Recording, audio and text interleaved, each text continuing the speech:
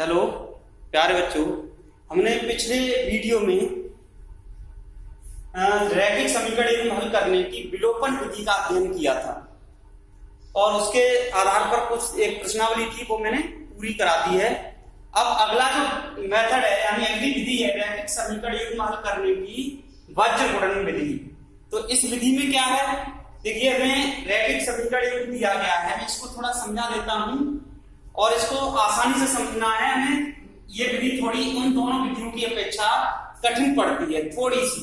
देखिए रैखिक समीकरण युग्म लिख लीजिए, रैखिक समीकरण युग्म। व्यापक रैखिक समीकरण युग्म क्या है, ये व्यापक लिख दे रहा हूं। व्यापक रैखिक समीकरण युग्म क्या होता है हमारा, a1x plus b1y plus c1 बराबर 0, a2x plus b2y plus c2 बराबर 0। ये है, इस समीकरण युग्म को हल करना है तो सबसे पहले तो हम ये देखते हैं कि जो हमें समीकरण युग्म दिया गया है उसके RHS में शून्य होना चाहिए। अगर इस शून्य की जगह कोई संख्या दी गई है तो उसको इधर पक्षांतर कर लेते हैं बाएं पक्ष की तरफ, और बाएं पक्ष की तरफ पक्षांतर करेंगे चिन्ह सहित।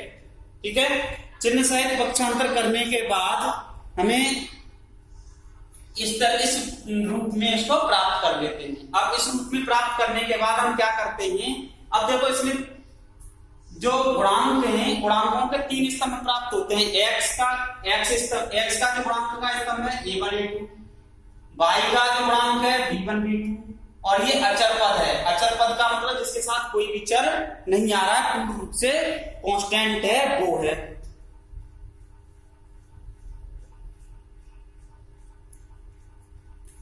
अब देखिए इस समीकरण युग्म में, इस समीकरण युग्म में 3 स्तंभ प्राप्त होते हैं। पहला x के गुणांक, पहला किसका है हमारा, x के गुणांक का है, x के गुणांकों वाला, अर्थात a1 a2, एक ये हो गया। दूसरा y के गुणांकों वाला, y के गुणांकों वाला कौन सा है, b1 b2, ये है b1 b2। और तीसरा है तथा अचर पदों का, अचर पद क्या है, c1 और c2। ठीक है, ये 3 स्तंभ प्राप्त होते हैं हमें। अब इन तीनों स्तंभों को x, y और पद के नीचे एक चीज याद रखेंगे, हम ये चिन्ह सहित लेते हैं गुणांक हमेशा। प्लस का आ रहा है तो प्लस, माइनस का आ रहा है तो प्लस। इन तीनों स्तंभों को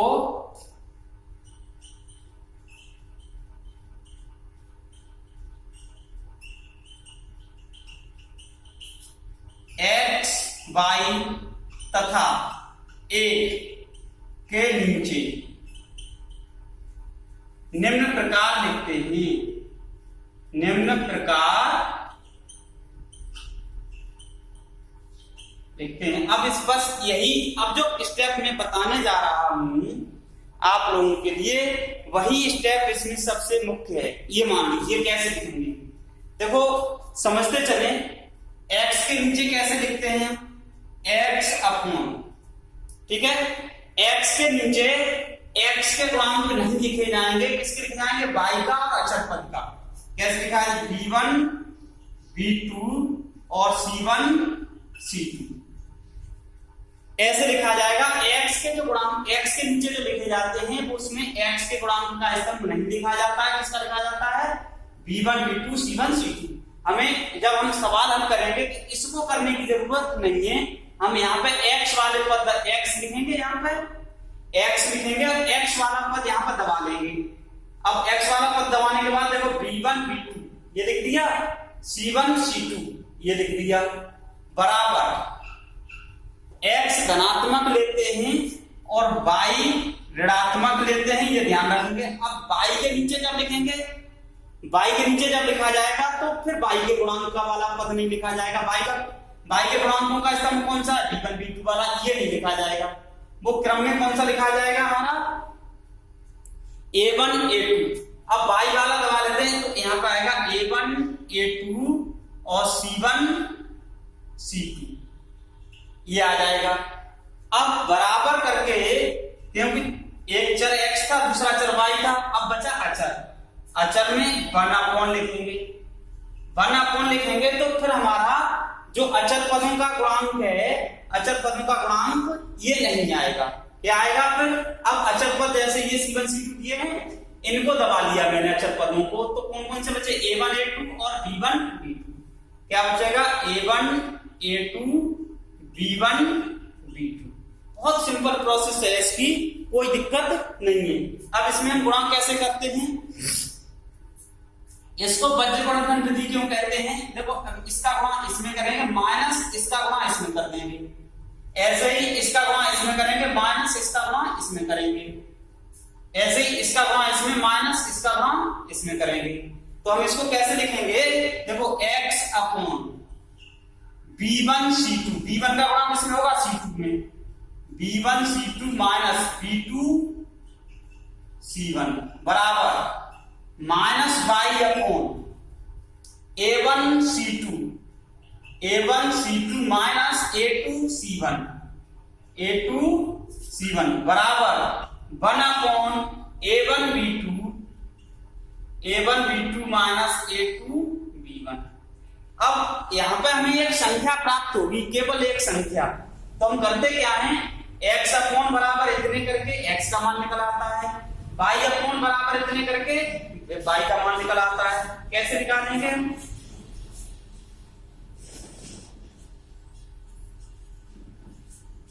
अब देखिए यहां पे पहले बात इसको और इसको बराबर करेंगे, किसको, x upon b1 c2 minus b2 c1 बराबर 1 upon a1 b2 minus a2 b1। तो यहां से x का मान निकल आएगा, x बराबर आ जाएगा, इस क्रॉस गुणा कर देंगे तो b1 c2 minus b2 c1 upon a1 b2 minus a2 b1। इसी प्रकार से हम y का मान निकाल लेते हैं, किसका, y का।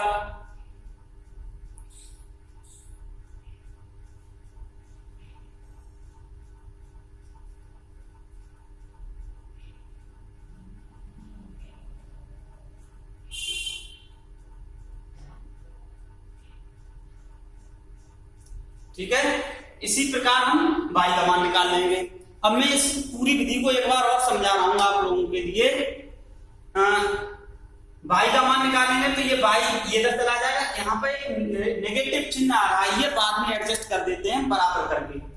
तो समझ लीजिए, ये तो मैंने समझा दिया कि हम कैसे मान निकालेंगे, इसकी कोई आवश्यकता नहीं, यहां तक समझना है आप लोगों को। समीकरण दिया गया हुआ इस प्रकार से, अगर ये कांस्टेंट हमें इधर दिए गए हैं, अचर इधर दिए गए हैं, तो उनको हम बाएं पक्ष में लाएंगे, दाएं पक्ष से चिन्ह सहित। फिर क्या करते हैं, इस रूप में समीकरण लाने के बाद इसमें हमें समीकरण के तीन स्तंभ प्राप्त होते हैं। उन तीनों स्तंभों को हम कैसे लिखते हैं, इस लाइन पर आएंगे। देखो x के नीचे जब लिखा जाता है तो x के गुणांक नहीं आते, समझ में आ रहा है, x के नीचे x के गुणांक नहीं आते, तो हम x लिखेंगे, यहाँ पर बट्टे करेंगे और x वाले को दबा लेंगे। इस तरीके से लिखेंगे b1 b2 और c1 c2, ये कर दिया। फिर इसी प्रकार से y लिखेंगे तो ऐसे चलता है, ये प्लस माइनस प्लस।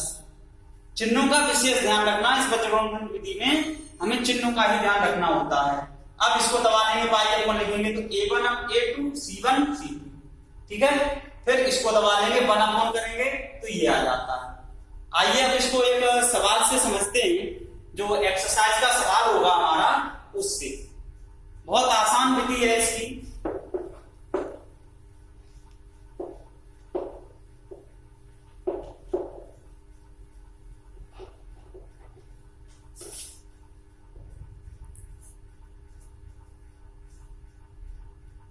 देखिए क्या दिया है, एक्सरसाइज निकालते हैं। एक्सरसाइज है 3.5।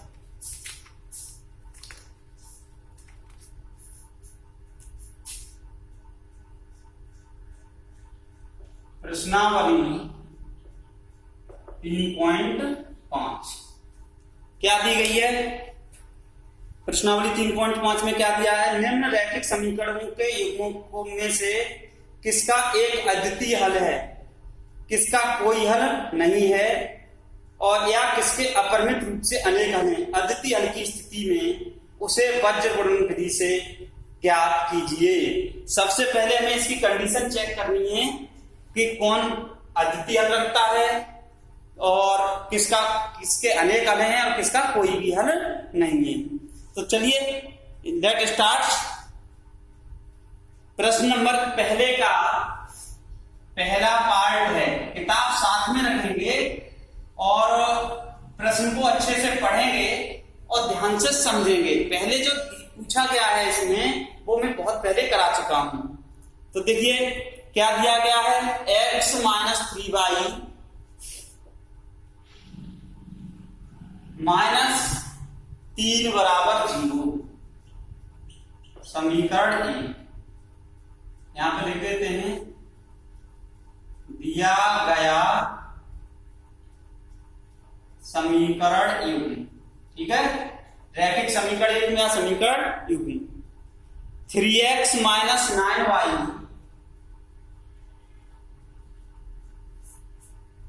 Minus 2 equal to 0। समीकरण 2। तो सबसे पहले जो हमें चेक करना है वो ये चेक करना है कि इसका कोई हल है या नहीं है। हल है तो वो अद्वितीय हल है या अपरिमित रूप से अनेक हल है। ये सब चेक करने के बाद तब हम वज्र गुणन विधि से इसको हल करेंगे। तो देखिए सबसे पहले हमें क्या करना होता है कि समीकरण 1 की तुलना हम किससे करते हैं। देखो समीकरण 1 की तुलना किससे करें, a1x plus b1y plus c1 बराबर 0 से, तथा 2 की तुलना a2x plus b2y plus c2 बराबर 0 से करने पर। ठीक है, इससे हमें तुलना करनी है। तो a1 बराबर कितना है, a, यहाँ x का गुणांक कितना है, a1, x का गुणांक कितना है, a। जब कोई नहीं लिखा हो तो उसके साथ एक गुणांक माना जाता है, 0 नहीं मानते हैं। अगर 0 गुणांक होगा तो ये पद गायब हो जाएगा। 0 का किसी भी संख्या में हम गुणा करते हैं तो वो शून्य हो जाती है। ठीक है, b1 बराबर है हमारा, y का गुणांक b1 है, y का गुणांक -3 है, और c1 बराबर है -3, ये भी -3 है। a2 बराबर कितना है, 3 है x का गुणांक, x गुणांक। b2 बराबर कितना है, y का गुणांक -9। ये सवाल हम पहले कर चुके हैं, c2 बराबर -2। अब देखो a1 अपॉन a2 निकाल लीजिए। a1 अपॉन a2 बराबर कितना हो गया, 1/3। b1 अपॉन b2 बराबर कितना हो जाएगा, -9 बट्टे b1 अपॉन b2 का मतलब है -3 बट्टे -9, ये भी 1/3 आ गया। ठीक है, और c1 अपॉन c2 का मतलब आ गया हमारा -3 बट्टे -2, यानी 3/2। ये कंडीशंस आ रही हैं। अब इन कंडीशन में क्या होता है बताइए मुझे।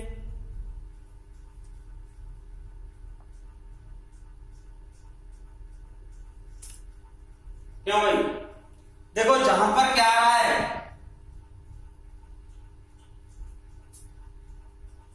यहां पे आ रहा है a1 अपॉन a2 बराबर है b1 upon b2 is not equal to है c1 अपॉन c2, यानी a1 upon a2 b1 upon b2। ये कंडीशन जब होती है तो समीकरण युग्म का कोई हल नहीं होता है। जहां ये है, अतः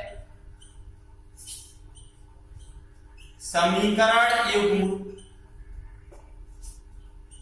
का कोई हल नहीं होगा, कोई हल नहीं होगा।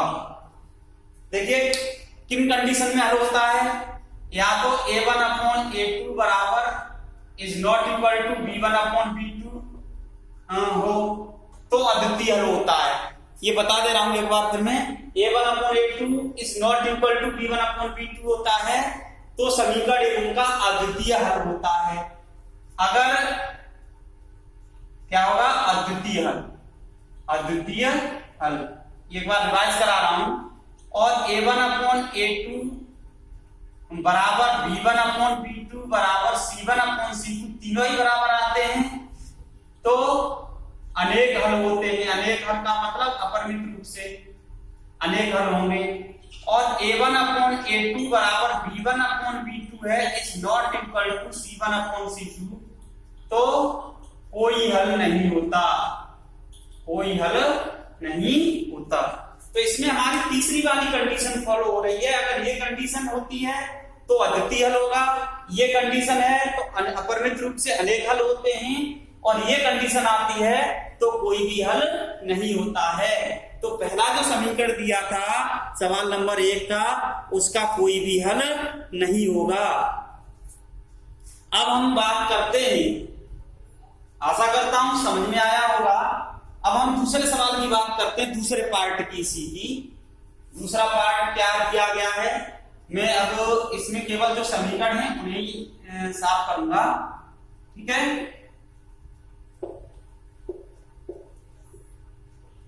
अब देखो पहले प्रश्न का दूसरा पार्ट है। दूसरा पार्ट हमें क्या दिया गया है, दिया गया रैखिक समीकरण 2x + y बराबर 5, 2x + y बराबर 5। हम करेंगे क्या, इसको मानक रूप में लाना है, या इसको लिख सकते हैं हम 2x + y - 5 बराबर 0, समीकरण 1। दूसरा है 3x + 2y बराबर 8, क्या है 3x + 2y बराबर 8, ये भी मानक रूप में नहीं है। इधर दिया गया है, इसको भी इधर पक्षांतर कर लेते हैं तो क्या हो जाएगा 3x + 2y और -8 बराबर 0। इसको समीकरण 2 डाल देते हैं तो ये आ गए इनके मानक रूप।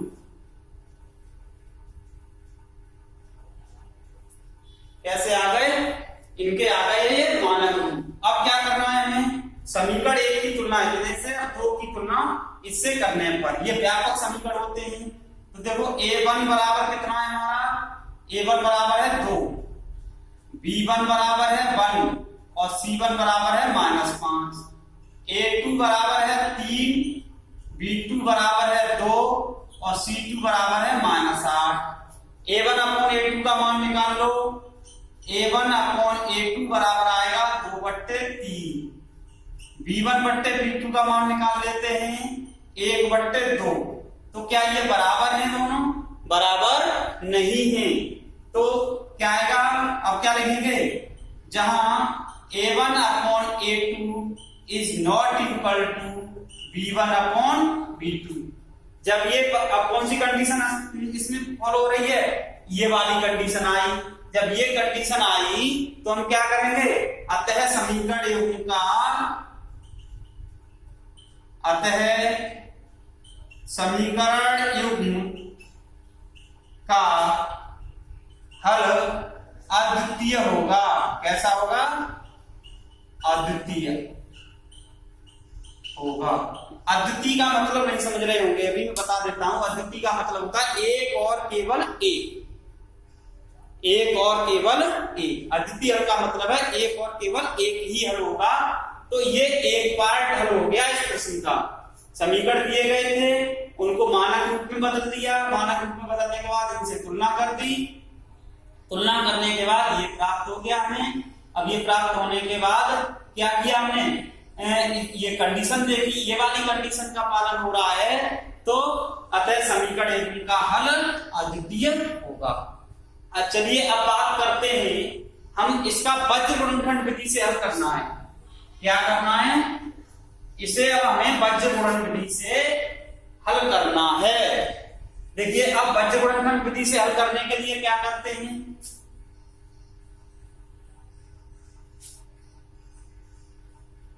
समीकरण युग्म का वज्र गुणन विधि से हल।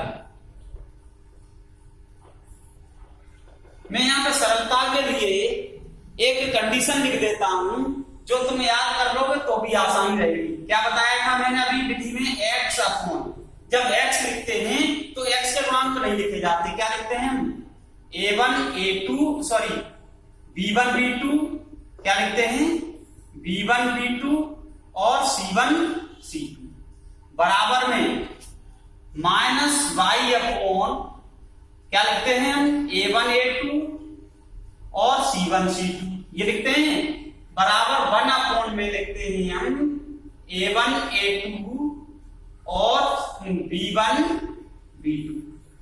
इससे तुम्हें यह फायदा रहेगा कि हम यहां पर तुलना तो कर ही चुके हैं, तुलना करके a1 b1 c1 और a2 b2 c2 का मान निकाल चुके हैं। अब इसमें हम गुणा कैसे करते हैं, b1 का गुणा करते हैं इससे पहले, फिर इसका इससे, इसका इससे, इसका इससे, इसका गुणा इससे और इसका गुणा इससे। लिख लीजिए भाई। अब इस समीकरण युग्म के लिए लिखेंगे तो देखो x अपॉन क्या आ जाएगा, तो x अपॉन b1 कितना है 1, b2 कितना है 2, 1 आएगा यहाँ 2 आएगा, यहाँ माइनस का 5 आएगा और यहाँ माइनस का 8 आएगा। ये ध्यान रखना, चिन्ह सहित ही लिखेंगे, जितने भी गुणांक हैं वो सभी चिन्ह सहित आने चाहिए। बराबर माइनस y अपॉन a1 कितना है 2, a2 कितना है 3, 2 आएगा 3 आएगा, इसमें c1 कितना है -5 और यहां -8 बराबर 1 upon a1 upon a2, a1 का मतलब है 2 और a2 3 और b1 b2 1 और 2, 1 और 2। अब इसी प्रकार से इस पर निशान लगा दूं तीर के चिन्ह के, इसका गुणा इससे माइनस इसका गुणा इससे, इसका गुणा इससे माइनस इसका गुणा इससे, इसका गुणा इससे माइनस इसका गुणा इससे। तो देखो x अपॉन कितना आ जाएगा हमारा, 1 का -8 से गुणा करेंगे -8, ठीक है। बीच में जो चिन्ह आता है गुणा करने के बाद वो माइनस का आएगा, 2 का -5 में गुणा करेंगे तो माइनस का 10 ये आएगा, ठीक है। बराबर माइनस y अपॉन 2 का -8 में गुणा करेंगे -16, बीच में चिन्ह आता है माइनस का, 3 का -5 में गुणा करेंगे तो माइनस के 15 बराबर 1 अपॉन 2 का 2 में गुणा करेंगे 4, बीच में चिन्ह आता है माइनस का, 3 का 1 में गुणा करेंगे 3, क्योंकि धनात्मक आ रहा है इसलिए इसका कोष्टक लगाने की जरूरत नहीं है। x अपॉन कितना आ गया, देखो x अपॉन आ गया हमारा -8 और माइनस माइनस कैसा हो गया प्लस के 10 बराबर माइनस y अपॉन कितना आ गया माइनस के 16 और माइनस माइनस प्लस के 15 बराबर 1 अपॉन 1, 4 में से 3 गए 1 बचा, ये आ गया।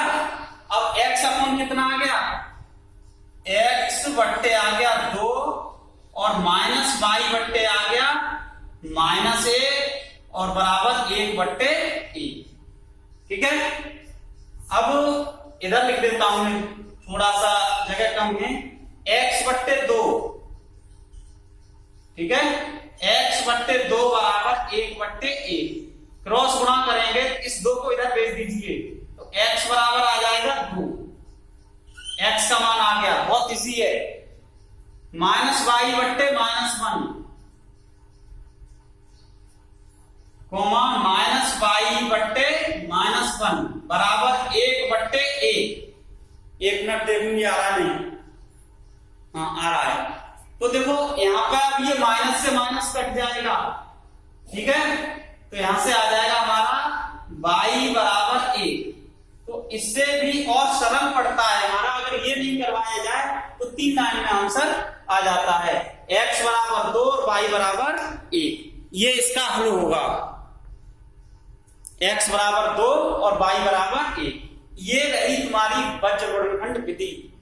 इसमें मेन स्टेप क्या है हमारा, यानी मुख्य पद जो हमें ध्यान से अच्छे से समझ के करना है वो है ये वाला। इसको हम याद कर लें और इस तरीके से मान निकाल लें तो कोई कठिनाई नहीं है, ना कहीं गलती होगी। एक एक स्टेप को करके करेंगे तो कहीं पे गलती होने की संभावना नहीं है। हम ये ध्यान रखेंगे कि जो गुणांक ले रहे हैं वो चिन्ह सहित ही लेने हैं। प्लस का है तो प्लस का, माइनस का है तो माइनस का, चिन्ह सहित गुणांक लेने होंगे हमें। तो एक पार्ट ये मैंने सॉल्व करके बता दिया आप लोगों को। अब एक विधि समझा दी, एक पार्ट बता दिया, 2 पार्ट मैंने बता दिए। एक तीसरा पार्ट है, इसको अपने आप करेंगे और आगे के लिए तीसरे पार्ट में जब करेंगे तो ऐसे ही समीकरण लिख लेंगे हम, और समीकरण लिखने के बाद ये कंडीशन देख लेंगे और उसके बाद इस तरीके से हल कर लेंगे। अगर अद्वितीय हल है तो, नहीं है तो कोई बात नहीं है। अब आगे के लिए कल मिलते हैं। धन्यवाद।